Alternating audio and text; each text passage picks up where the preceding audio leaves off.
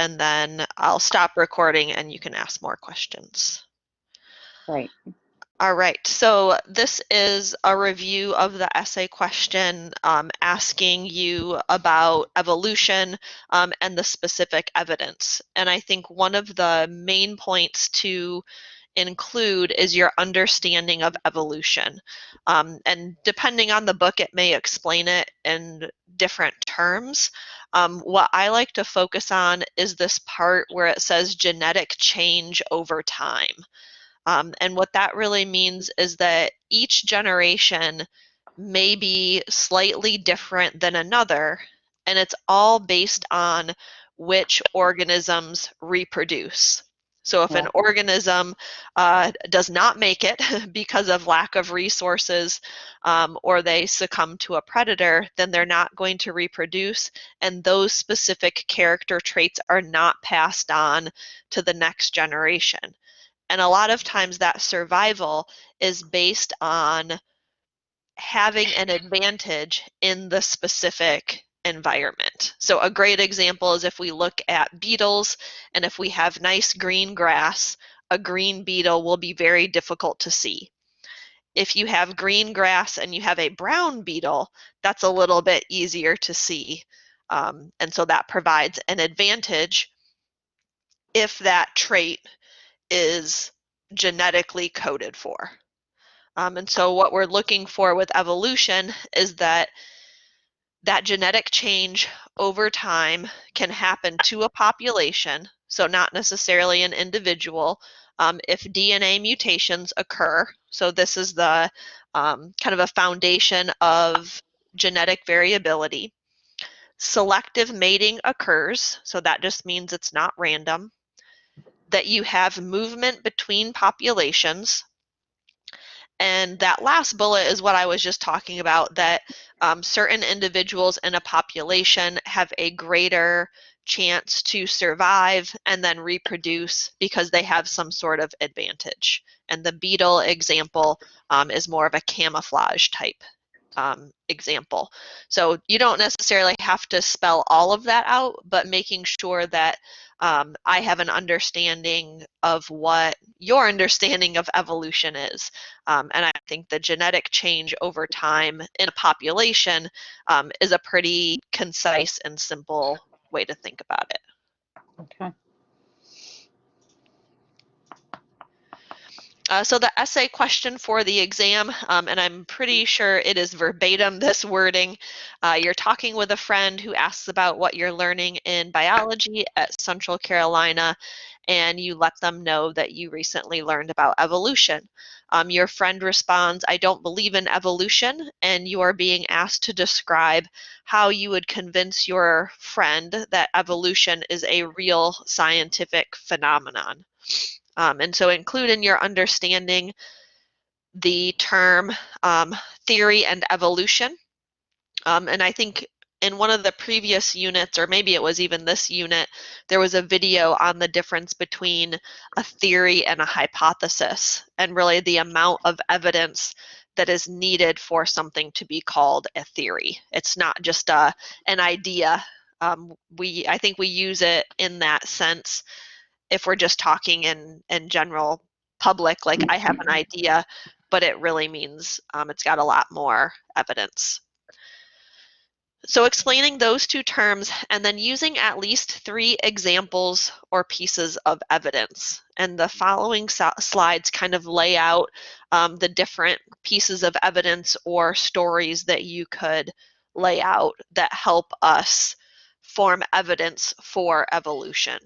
So the first part is fossils.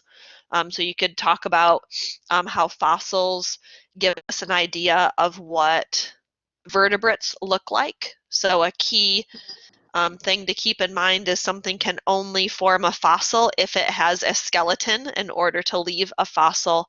And we can also do a little bit of dating in terms of how old is that layer of earth that we found the fossil in. And so that lets us do some comparisons. So there are definitely gaps in the fossil record because we have a lot of animals that just don't have a skeleton.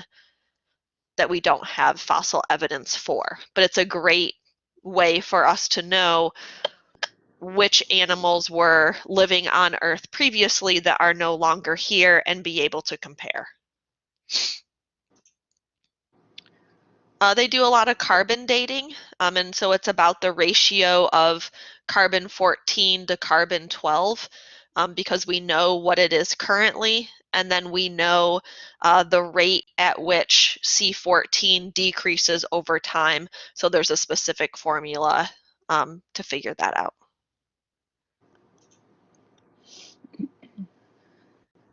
This just gives us an idea. So time 0 here is current time, that being 100% of the carbon-14, and our timeline is in thousands of years. So that's how we're able to approximate how old it is. Something else that you could talk about is transitional forms. So this means that there are kind of intermediates in between different animals, and that helps us bring the connection together. So for example, the Baleosaurus, one of their fins has all of the inner bones of a foot. And so this would be the transitional form between sea creatures and then creatures that transition to live on land. They have the bones there, even if they don't necessarily use them for that purpose. Biogeography is another form of evidence that you can use in terms of how different animals are dispersed throughout the world.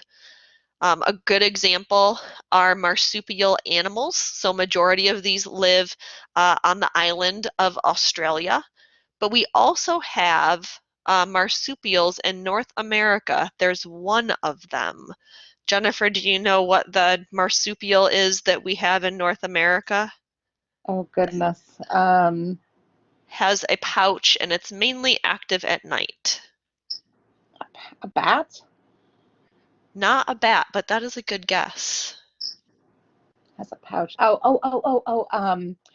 know this. They're really creepy looking. Uh-huh. Oh my goodness, I can't. Possum. Yes, a possum. So the possum is the only marsupial mammal that we have in North America. Julius, welcome. We are recording our evolution essay question evidence, and we are on biogeography. Oh, man. Another form of evidence that you could talk about is comparative anatomy, and this really transitions nicely from fossils.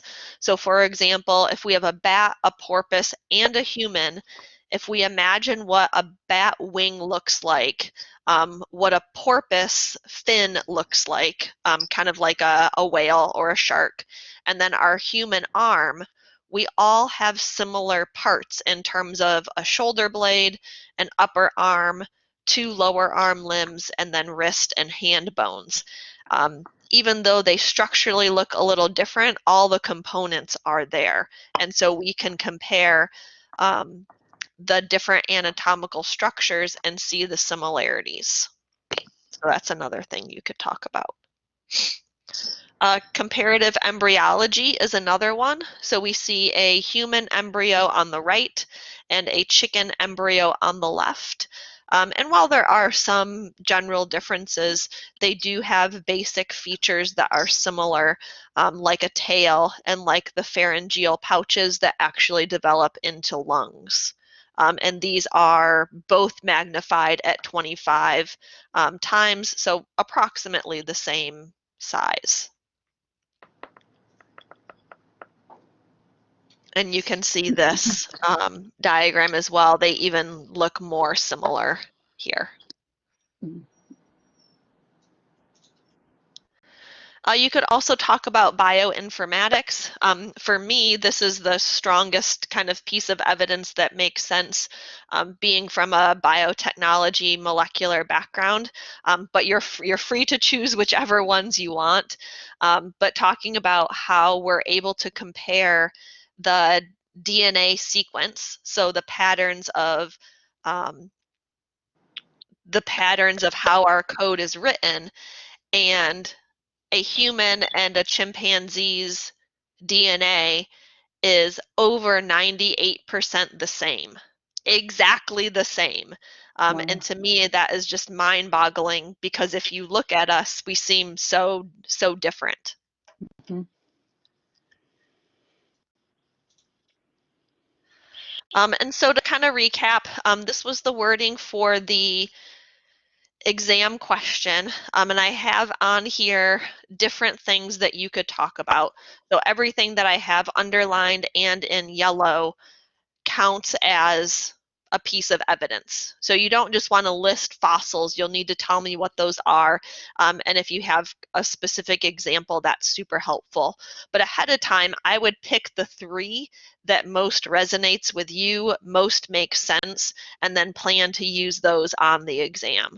So you could talk about fossils, you could talk about radiometric dating, you could talk about transitional forms, biogeography, comparative anatomy, comparative embryology, or the DNA and bioinformatics. So that's what, 1, 2, 3, 4, 5, 6, 7.